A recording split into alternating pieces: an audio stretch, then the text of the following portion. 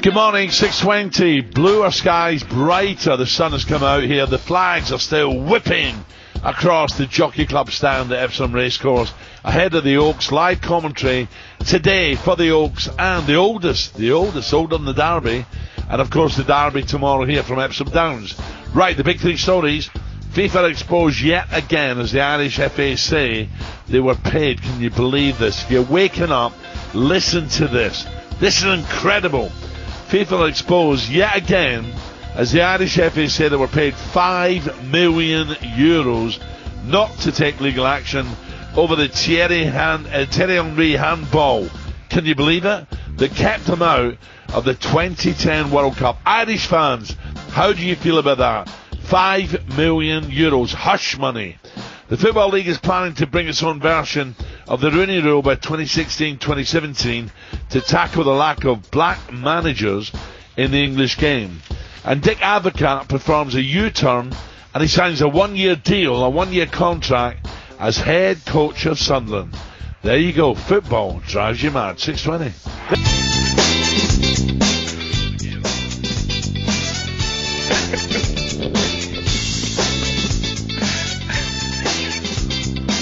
Good morning, 25 minutes to 7 o'clock. Quinny's telling me great stories here. Good morning. You're listening. I need volume. I can't hear myself. You're listening to Alan Brazil Sports Breakfast. Me and Mickey Quinn, we're live. We're right on the winning line here at Epsom, of course. Today is a beautiful Oaks, where hopefully the favourite will bolt up for David Watchman. We're right on the winning line. It's fantastic. The blue skies are here. The grey, the clouds have rolled over. They have gone. The coral box, beautiful at Epsom Racecourse. And the big headlines are some crackers. The Daily Mirror, right, league pathway for black managers. Football League is bringing its own version of the Rooney Rule to tackle the lack of black managers. I'll talk to Quinny about this. I'll be honest with you, I do not agree with it. I'll talk to Quinny in a moment. Now I'm going to Sandy in just a minute. Quinny, I'm sorry, maybe I'm wrong. The league pathway for black managers, I'm not having this. I'm sorry, I'm not having it. In what way? I mean, I actually think if you're good enough, whether you're black, white, Catholic, Protestant, Jewish, I don't care. If you're good enough, you get a reputation in football. I was talking to Harry Redknapp yesterday in Glenorchy. If you're good enough and you're a top coach, you will get a job. Yeah, but when you do look at the managers and 92 football clubs and even non-league football clubs, there is a lack of black managers and coaches, and you just wonder why. I mean, thousands of black players. Why haven't? So what are you saying? You're saying that football's racist? That we don't want black guys? I'm not saying that in any sense, but to me there should be more because the amount of black players that have played. We played against loads of black players. Someone got into coaching. Right, let me ask you. Brilliant. He's knowledgeable. He should be a coach. Can you think of anyone right away? Let's go to Sandy. Sandy with the headlines. Yep. The league acts to introduce the Rooney Rule. Now, fair play to the Football League here. I know this is going to divide opinion at this very table.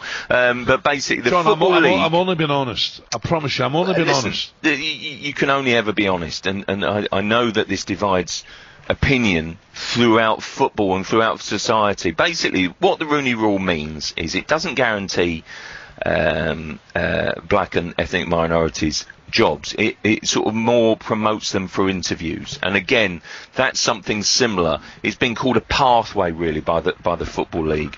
And look, I think actually that I'm to a degree I'm with you, but I do feel that football has dropped so far behind. It's completely out of kilter how you can have so many players and yet so few managers. It makes no sense. That was the point I brought up. Balance. And Mickey, what I would say is... But they're not even getting interviews, are they? They're not even getting interviews, and I feel that actually is stopping them from being encouraged to go on coaching courses and taking their badges, because I think if you're seeing the pathway blocked at the top, what is the point in getting your qualifications? For me, that is more what's it about. And if this can open up and encourage black and ethnic minority managers to take their badges because they feel that actually they will get the opportunity, and that for me is much more important than actually being parachuted into jobs. So who are you blaming? That's unrealistic. Who are you blaming? Are you blaming the owners of our clubs?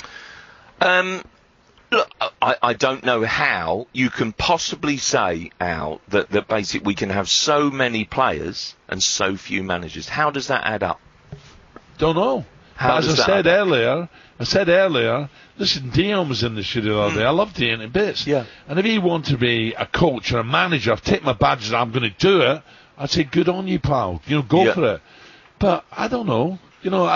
Who's out there you think would be a great manager, the way he talks on media, on radio or television, you think, wow, he's got something about him. Who you think, wow, he's got something about him, he deserves a chance. I don't think it's that so much, but look at Chris Ramsey, for example. Chris Ramsey's they've gone down. But Chris Ramsey's got his job almost by default. Really? Yeah, because I don't think he would have got that had Harry Redknapp not gone by very surprising circumstances in January, February time.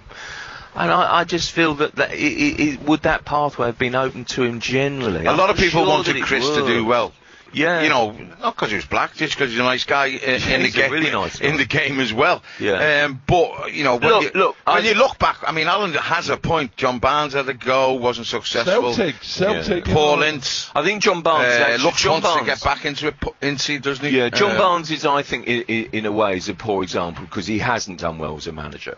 I'm sorry, but I don't think he has. But if you speak to, I was talking to Carl Robinson at MK Dons. What a fabulous job that he's done recently. If you speak to him about his influences in his career, he will hold up amongst the very best as Paul Ince. And people will say, well, Paul Ince, he's now a failed manager. He's not a failed manager. He's done it. He's excelled in his career. And I struggle to understand why Paul Ince. Yeah, why Paul Ince hasn't been given another opportunity. I think he'll get another opportunity, John, I'm not eventually. suggesting. I think he will get another opportunity. I hope so, because there's something that's skewed at the moment that we are not getting a fair balance. If you look at the industry, and football is a huge industry, we are not getting a fair balance. And I applaud the Football League to try and take an initiative. We are not talking, I must stress, we're not talking about parachuting managers in to jobs that they shouldn't be getting. We are talking about giving them an opportunity to go for the jobs. Because at the moment, much to the shame of football, they're not even getting that. Yeah, I don't see, John, I disagree, because I think if there's a clear-cut candidate who's bright, who's bubbly, look at the makeup of teams. But there's a lot of poor managers out there. There's something but you wrong. Give Jobs are few and far between. Jobs are few and far between as well. I don't want to throw this on you. No, I don't know them. Well, you asked me before, put me on the spot, and I couldn't think of anything. Exactly. I don't think it is. I think when someone comes along who's bright, bubbly, deserves a chance, he'll get his chance. But I spoke to two ex-footballers the other day who trying to get coaching jobs, not just managers' jobs, and it's difficult just to get a coaching job at a league club. Yeah, it's difficult for white guys to get a coaching job, Quinny. Exactly. Come on. Yeah, well, there you go. I mean, listen, paper's great today. Vardy, talking about wearing a tag as an ankle protector. Clear this up, right? Yep. What we're talking about, and I mean it. Is this the Rooney rule, Al? Yeah, I'm really angry about this, right? Okay. And I'm going to say why, right? I'm really, really angry because I said a couple of things earlier, and I don't believe it went out public, right? When we're talking about the lack of, right, and I must clear this up because I'm raging. Okay. When we talk about the lack of black managers, not given a chance, okay. When I said non-white, because I didn't want to just specify black managers, people from other parts of the world, Asian or whatever, or Chinese or Asian. Yeah. And that's why I said non-white. Now I'm told I can't say that on radio. Why can't I say that on radio? I'm being honest here. Why can't I? I don't know. Well, look, I mean, to me, this comes down to black managers. It is black managers, black coaches. There isn't enough of them. Lots and lots are played, lots and lots in the Premier League. And we just can't understand why they're not getting an opportunity. Now, you're saying because maybe not just black, but any coaches, you've got to be good, bright, bubbly. You've got to be at the top of your game. What this Rooney Rule is giving them an opportunity to sit down with a chairman and maybe just project their ideas about football to maybe get a job out. Maybe get a job. That's all it is. That's all it is. You've got someone who's bright, bubbly, and sells the job to you as an owner, a chairman. But these lads are not getting an interview. They're not even getting an interview. That's why the Rooney Rule has been put in, so they can just have an opportunity to sit down with a chief exec and just project their ideas about football. That's all it is. That's all it is. They mightn't be good enough after that interview, but at least they're getting an opportunity to sit down with a chairman and project what their football ideas are. Okay, I'll say it again. I said non-white, and I stand by that, right? So too many busybodies getting involved here at talkSPORT. 7:43. Where's Rupert?